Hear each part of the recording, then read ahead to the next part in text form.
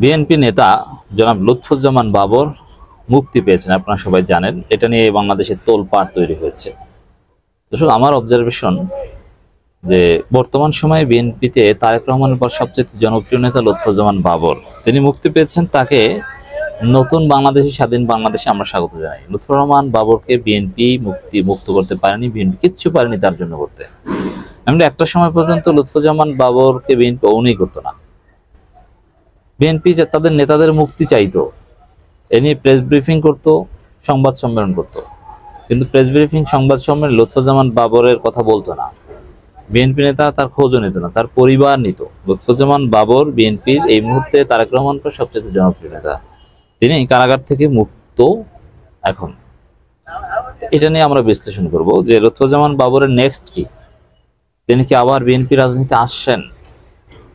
আমাদের প্রপোজিশন হচ্ছে যে না, লুৎফুজ্জামান বাবর চাইলেও বিএনপি রাজনীতিতে খাপ খাওয়াতে পারবেন না। লুৎফুজ্জামান বাবর হচ্ছে জিয়াউর রহমান আদর্শে বিশ্বাসী। তিনি ভারতের আধিপত্যবাদের বিরুদ্ধে প্রচন্ড রকমের সোচ্চার। মুক্তিযুদ্ধ নিয়ে তার লুতুপুতু নাই, ওই ব্যবসা তিনি বিশ্বাস করেন না। তিনি ভারতের আধিপত্যবাদের বিরুদ্ধে সোচ্চার, তিনি মুসলিম জাতীয়তাবাদে বিশ্বাসী, ইসলামী মূল্যবোধ জাতীয়তাবাদী রাজনীতি বিশ্বাসী।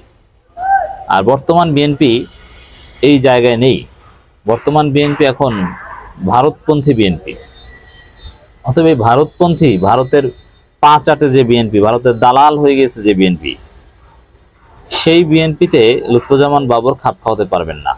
আর বর্তমান বিএনপি লুৎফুজ্জামান বাবরকে নিবে না, আমি এটা জানি। তাকে ভালো পোস্ট পজিশন দিবে না। জামাতের ক্ষেত্রেও সেম সমালোচনা। যেমন জামাত ইসলামী যেরকম এটিএম আজহারুল ইসলামকে মুক্ত করার চেষ্টা তেমন করেনি, এটা ঢাকা বিশ্ববিদ্যালয় শিবিরের চাপে যতটুকু করছে।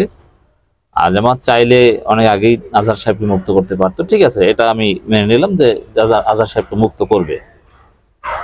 করবে, কিন্তু তাকে পোস্ট পজিশন দেবে না, কিংবা প্রোগ্রামে প্রধান অতিথিও বানাবে না। জামাত এই বিতর্কে যাবে না, আমি নিশ্চিত। একই সাথে বিএনপি ওই বিতর্কে যাবে না। লুৎফুজ্জামান বাবরকে বড় পোস্ট পজিশন দিবে না, তাহলে বিএনপি মনে করবে যে ভারত রাগ হবে, ভারত কষ্ট পাবে, রাগ হবে। এজন্য জামাতকেই গত দুঃসময়েও কাছে টানেনি বা প্রকাশ্যে যুগপৎ মিত্র হিসেবে স্বীকার করেনি, ভারত রাগ হবে এই জন্য। আপনি কি চিন্তা করেন লুৎফুজ্জামান বাবরকে বিএনপি পোস্ট পজিশন দিবে? নেবার। অতএব বাবর সাহেব মুক্তি পেয়েছে, জনগণের ব্যাপক উচ্ছ্বাস, তার ভক্ত সমর্থকদের ব্যাপক উচ্ছ্বাস। বিএনপি, তিনি জিয়াউর রহমান মাজারে গিয়েছেন, দ্যাটস ট্রু, এবং সেখানে বিএনপি নেতারাও তার সাথে গিয়েছে, দ্যাটস ট্রু। বাট কালের বিবর্তনে দেখবেন যে লুৎফুর রহমান বাবর হারিয়ে গেছে। চিকিৎসার নামে বিদেশে যাওয়া কিংবা ব্যক্তিগত জীবন নিয়ে থাকবেন। এখানে লুৎফুজ্জামান বাবর দীর্ঘদিন কারাগারে থেকে তিনি এখন ধার্মিক হয়ে গিয়েছেন। আর কারাগারে থাকলে ব্যারিস্টার সুমনও ধার্মিক হয়ে যায়। আর লুৎফুজ্জামান বাবর তো এমনিতেই ভালো মানুষ ছিলেন অনেক আগে থেকে। তো সেই হিসাবে এই ধরনের ধার্মিক মানুষ, এ ধরনের নীতিবান মানুষ, এ ধরনের অনর মানুষ, অবিচল মানুষ, তাদের পক্ষে এই বিএনপিতে টেকা আদৌ সম্ভব নয়। বিএনপি তিনি করতে চাইলেও সিটকে পড়বেন, আর বিএনপি তাকে সিটকে ফেলে দিবে। অতএব এই ত্যাগী মানুষ, এই ভালো মানুষ, এই মজলুম মানুষদের, যারা সেই 2000 বাবর সাহেব তো 17 বছর প্লাস জেল খাচ্ছেন, আর এটিএম আজহারুল ইসলাম সাহেব দীর্ঘদিন জেল খাচ্ছেন, এক যুগ প্রায়। তাদের ত্যাগের মূল্যায়ন তার নিজ দলেই করতে পারবে, এটা দুঃখজনক। কিন্তু আমাদের ফিলোসফি, আমার টেক হচ্ছে এটিএম আজহারুল ইসলামকে মাথার মুকুট বানিয়ে ফেলা। কিসের যুদ্ধাপরাধী, কিসের রাজাকার? এটিএম আজহারুল ইসলাম আমাদের নেতা।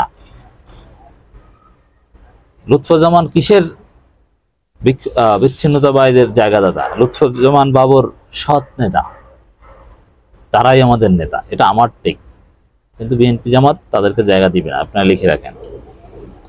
এই জন্য লুৎফুজ্জামান বাবরকে বলবো যে রাজনীতিতে আসার আগে জিয়াউর রহমান মাজারে গিয়েছেন, ঠিক আছে, কিন্তু এর পরে কি করবেন এটা হিসাব নিকাশ করেন। আপনার আকীদার সাথে যায় কিনা, আপনি তেল দিতে পারবেন কিনা, আপনার চরিত্রের সাথে বর্তমান বিএনপি, আপনি টেম্পো স্ট্যান্ডে লোক পালতে পারবেন কিনা।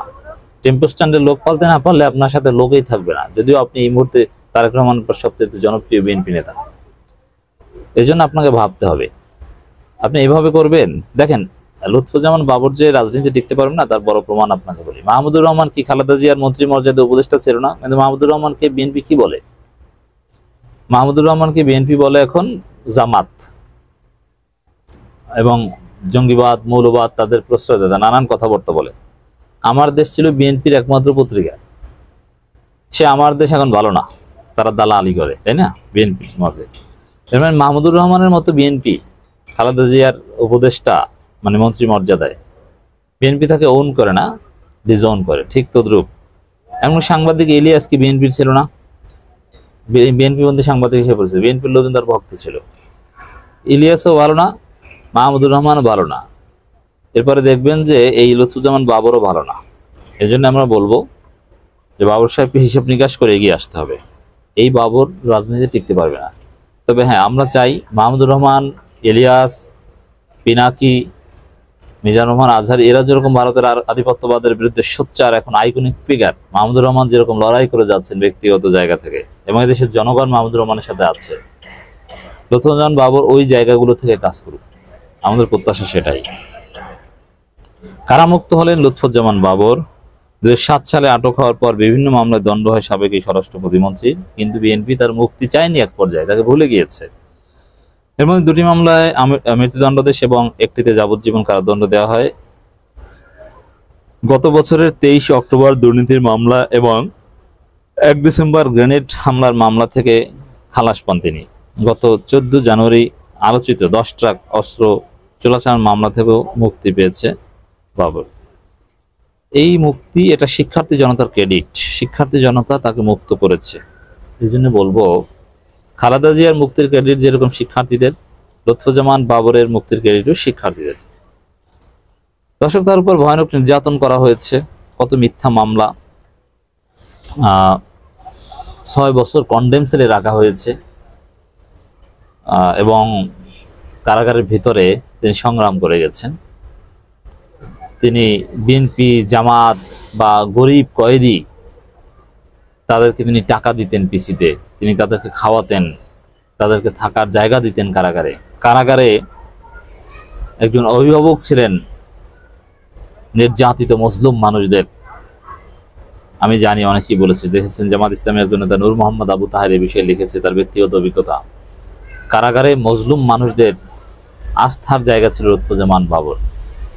এবং এই বাবর সাহেব নির্যাতিত থাকা অবস্থায়ও তার ফিলিংস যে